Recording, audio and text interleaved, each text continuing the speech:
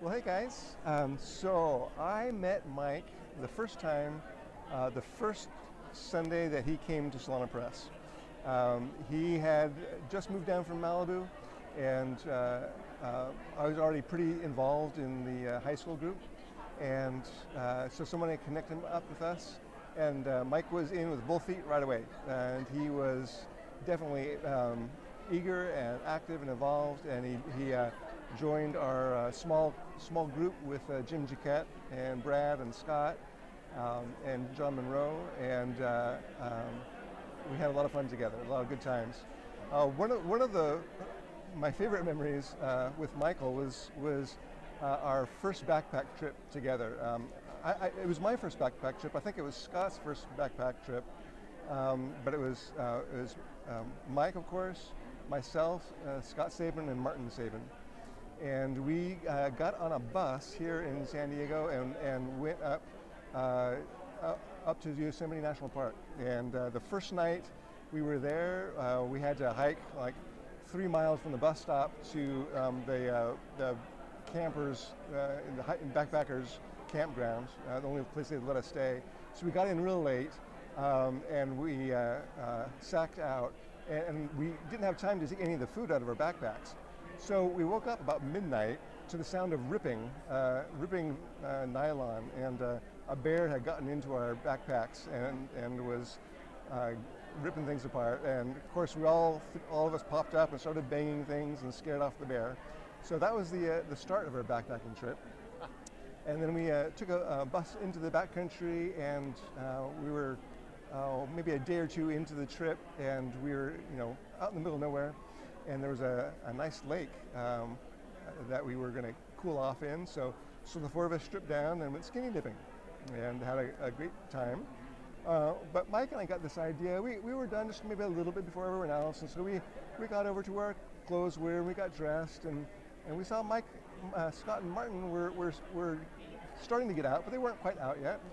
And we noticed that their clothes were just sitting there on the ground. And so he thought, what a great opportunity. So we grabbed Scott and Martin's clothes, and we went running down the trail. And of course, Scott and Martin got out of the water and didn't have any options, but had to follow us. And so we passed a couple of young ladies backpacking as well, and we turned the corner and just started laughing. And sure enough, here comes Scott and Martin, and they were embarrassed but laughing. And then of course we gave them back their clothes, and that was that.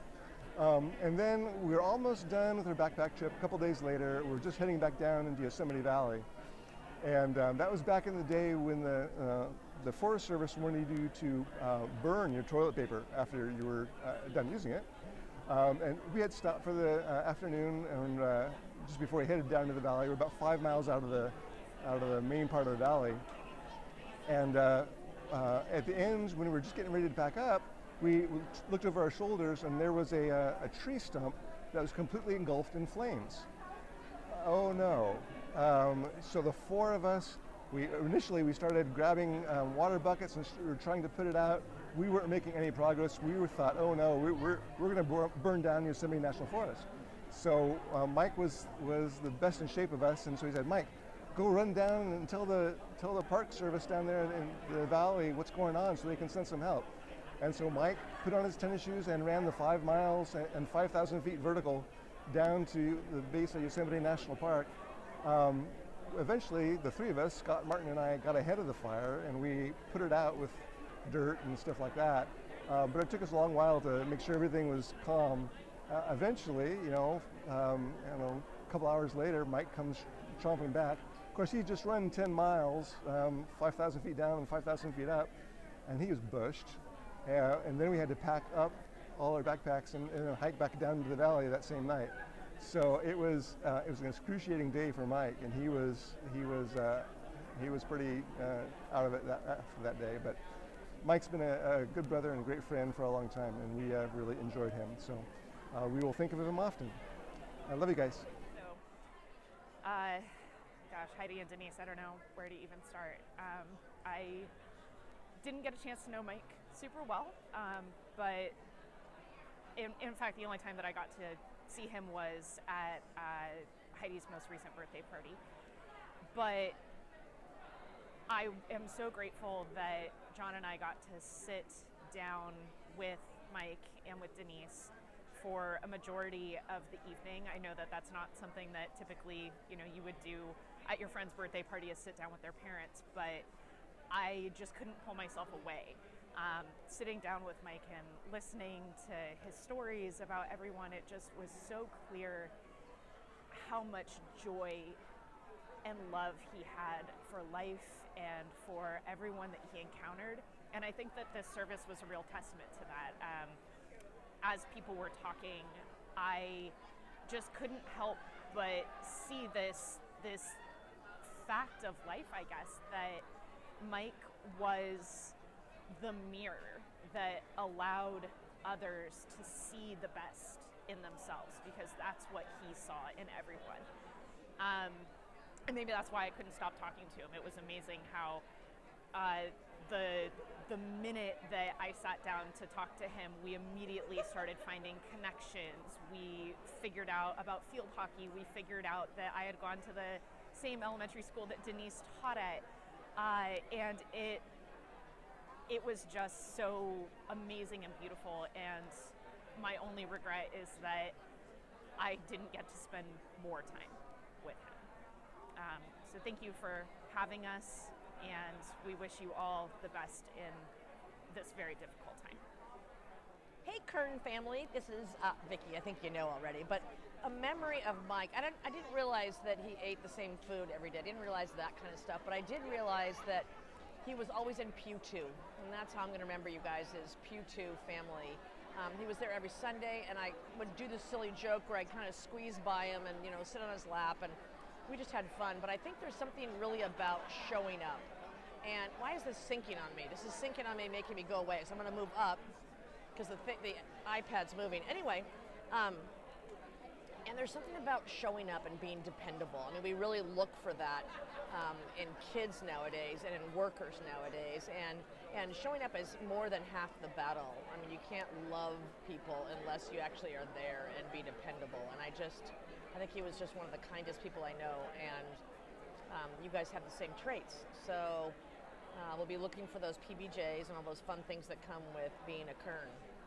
All right, love you guys. Bye. I'm not quite sure where to look. Do I look over here? Do I look over here? Do I look over here? So you can enjoy that as my eyes go around. Love you. Bye. Hi, family of Mike. I was friends with, my husband and I were friends with Mike when he was very young in this church, and we were new in the church. We do have about 20 years on him, but still, this is when small groups were just starting, and he was in a small group with us. We called them covenant groups at that time. And so when it was Mike's turn, there's about 8 or 9 of us in the group, and when it was Mike's turn to do the small group, he invited us to his little studio apartment for the meeting. As we all arrived, we realized, and he said, well, there's no place to sit because it was a one-room apartment with a bathroom, and his drawing board, of course, was taking up quite a bit of the space. So we had a very nice meeting, all standing up for the whole 2 hours, but we loved it, and we loved Mike for it, and he didn't have a qualm about it. Thank you. Hi, Kern family. Hi, Mama Kern. I just want to share that, you and Papa Kern have been just like such encouragers of mine, and thankful for you. And I know that what everyone shared was very true about how Papa Kern was always so intentional. And when I last hung out with Heidi just in January with OBL and her, we just had such a great time catching up. And I remember Heidi mentioning just that all the things that Papa Kern knew I was doing and wanted to hear more about, and it's meant a lot to me, just knowing that intentionality was there, and I'm sure prayers were said for me. So I've been through a lot this year, and it just puts a smile on my face to think of how that love will continue to spread. And Heidi and Jenna, you're both so special to me. I love you all so much. I love your whole family. I just wanted to share that. Hello, this is Susie Brummett.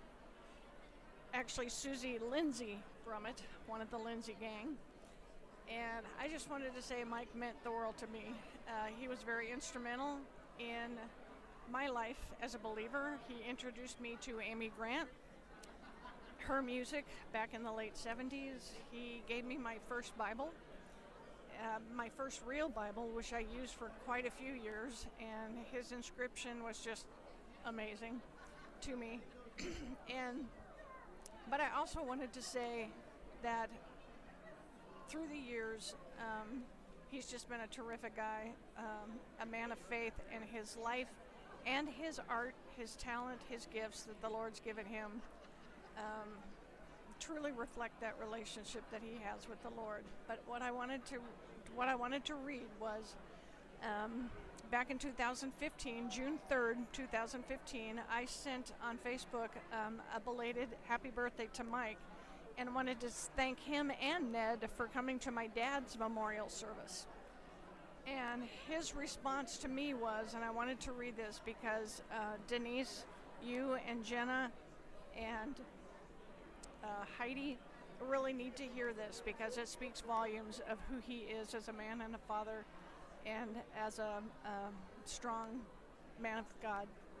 It says, "Thank you for the birthday wish. I'm sure Ned would agree your dad and family have had a significant influence in our lives.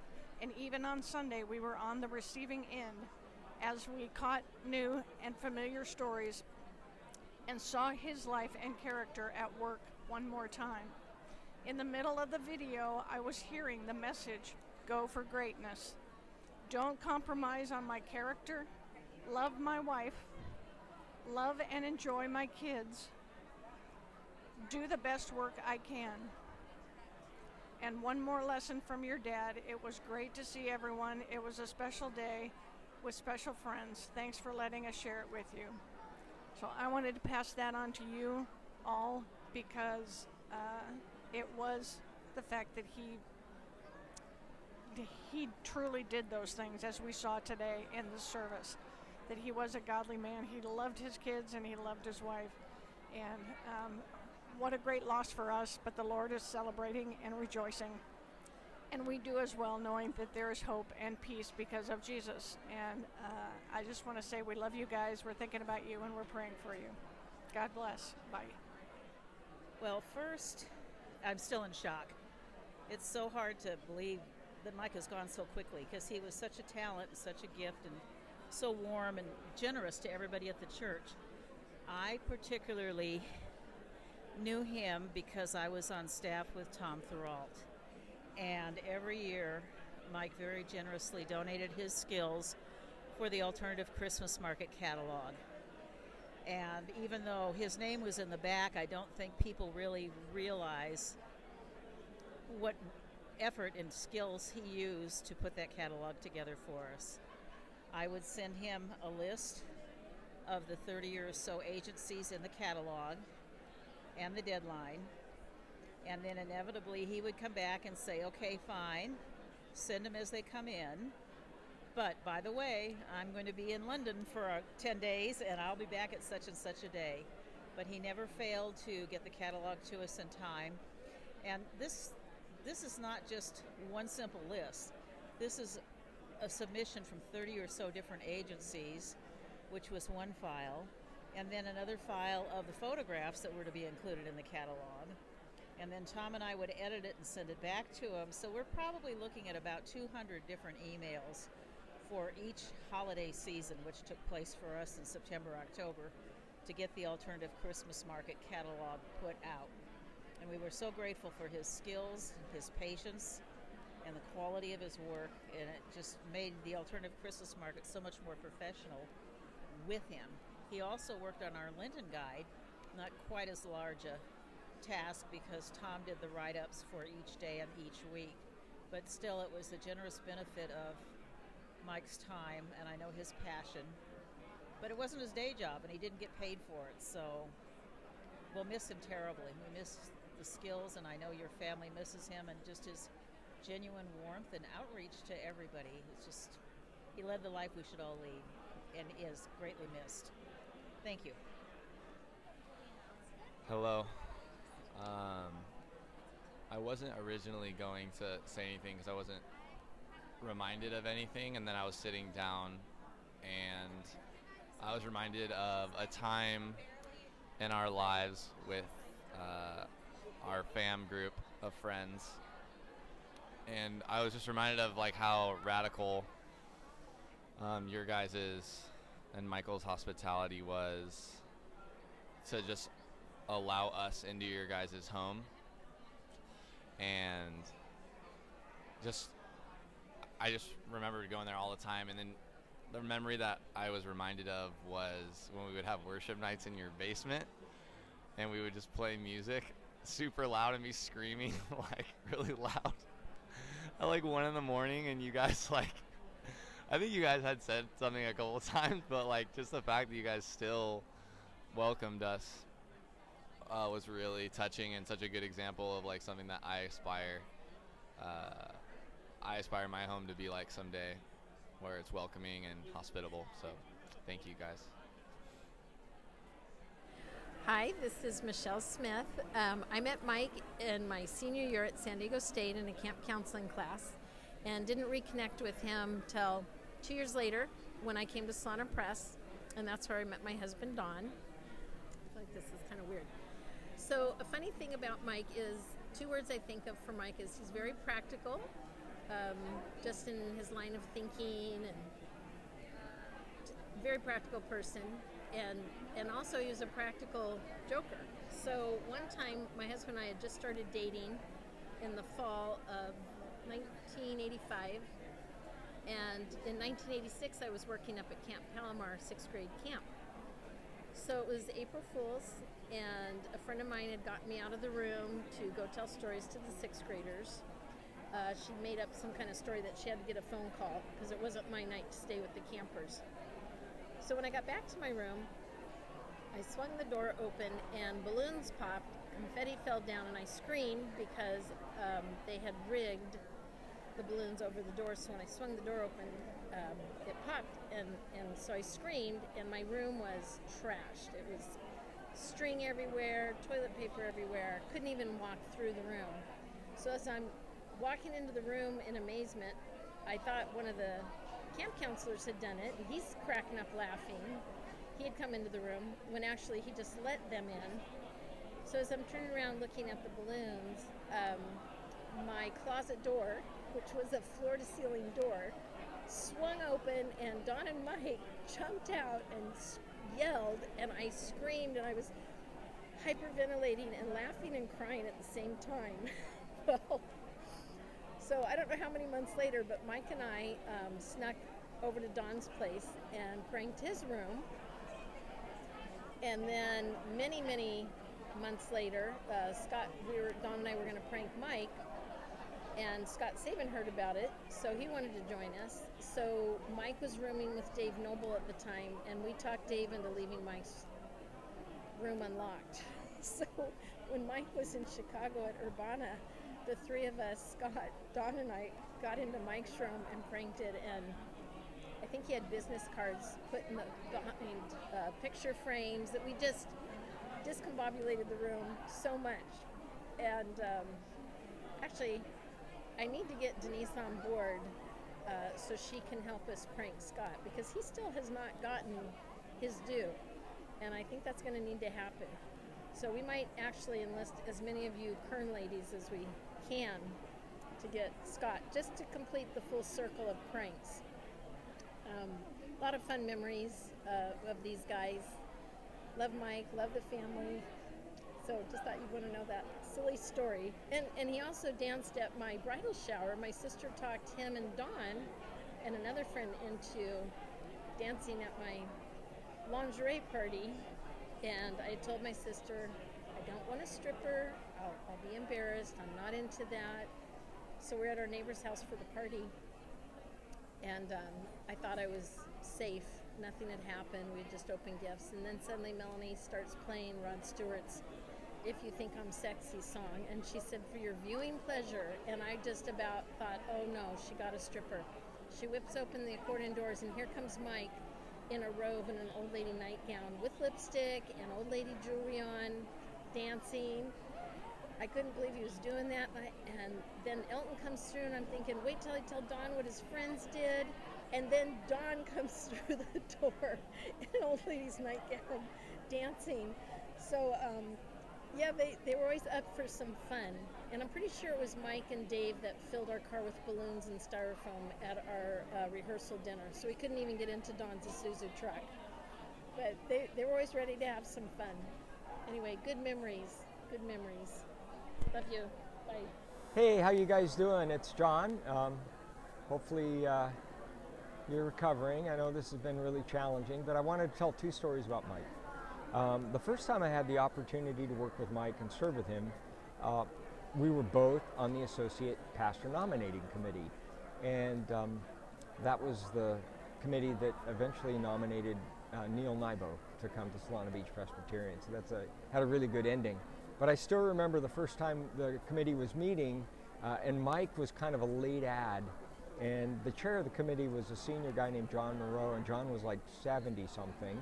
And almost everybody else was probably at least in their 50s. And John referred to Mike and I, who were in our 40s, as the young guys. And so we got a good chuckle out of that because, okay, we're really not the young guys, but we'll take that. So anyway, that was a great chance to serve with Mike. The second story I was going to tell is through our small group interactions over 20 plus years, our family decided that we were going to be committed to building homes in Mexico. Between Christmas and New Year's is kind of the time frame that we picked. And so we did that for multiple years. And I distinctly remember one time, Heidi and Jenna were probably pretty small at the time. I would guess you guys were probably 8 to 12, something like that. And your dad had a minivan. All of us had minivans back in those days. But as we got down to the border that early in the morning, it had been raining all night. And the Baja Christian Ministries truck met us at McDonald's, and we're driving across the border, and it's raining even harder. So now, fast forward like 30 minutes or so, it's still raining, and we're in the barrio, and we're driving up a dirt road in the middle of the barrio that's slick with mud. And we were kind of trailing behind the Kerns, and Mike's van, as he's driving, instead of going up the hill, it was going sideways up the hill like that. And then Mike would correct, it would go sideways up the hill like that. We eventually got to the top of that hill and then down towards where the build site was. We had to wallow through a bog of water, and I remember water even getting into the van. You girls and Denise probably remember that. The miracle of all of this is we park, it's still raining. We get to the build site, it's raining. We're thinking, oh boy, this is going to be really miserable. Literally, we start pulling things out of the trucks and cars to start our build, and the rain stopped. And the sun came out, and we had a great day, and we left that family with a home from our family to theirs. And that's just the kind of servant that your dad was, and how much I love him, and I miss him. We love you guys. Bye. Hello, Denise, Jenna, and Heidi. So sorry, but I'm glad I could wear his hat here. But very sorry for your loss and our loss. But have wonderful memories of Mike and getting to know him in high school group, at high school, Forest Home, body surfing out in the waves. And probably one of the things, other than all of the other great things that people have been saying that we found true about Mike, was his love of pranking, and in high school of giving pink bellies. And I thought that after we had graduated from college and grown up a little bit, that, he would have kind of gotten over that. But turns out, during my bachelor party before I got married, he and Smithers and Sabin and a few others decided that tradition needed to go on, and were giving me a pink belly in anticipation, I guess, of my wedding there. Wanted to give me a little memento of the close relationship we had. But it was always good to have him in small group Bible study with Jim Jaquette. Don and Scott and his input. And his input, encouragement, and prayers actually ever since then, really, especially when we're overseas. We just started a new prayer effort, I guess. Actually, a good friend of ours started it called Prayer Shield, and requiring that people participate in it 1 hour every week. So pretty decent commitment. And Mike and maybe one other of our supporters were the only ones who were willing to commit to that out of, we probably announced it to 600 or 700 people. So he was really exceptional in his prayer ministry. And we really appreciated that about him and are going to miss that. But he may actually have closer connections to the Lord now than he did before. So hopefully he'll still keep that up, because we still need it. And of course, we still are going to miss him until we get to be with him up there someday, sooner or later. May God bless you all with peace that passes understanding, and just the assurance that as Mike cared for you all, the Lord will care for you. And of course, if there's anything that us humans can do in the meantime, while we're here, I and Scott and Don are always available. So do let us know if there is anything. We love you all. God bless. Bye-bye. I don't really have Bring it up to you. I don't really have specific memories to share about Mike. As with having Ned as my best friend for over 40 years, it's truly a blessing to have a brother of a friend that becomes a friend also, who's he and his family have always been so warm and welcoming to me, and all the times that I've been there, no matter how short of amount of time that is in between when we get together or long term in between. But this was truly a wonderful tribute to Mike today, showing just what a life worth emulating. I love Mike, and I know he loves his family so much, and I love you guys too, and I'll continue to keep you in my prayers, and just pray that we'll all just carry on Mike's legacy in the way that we treat other people and how we honor God.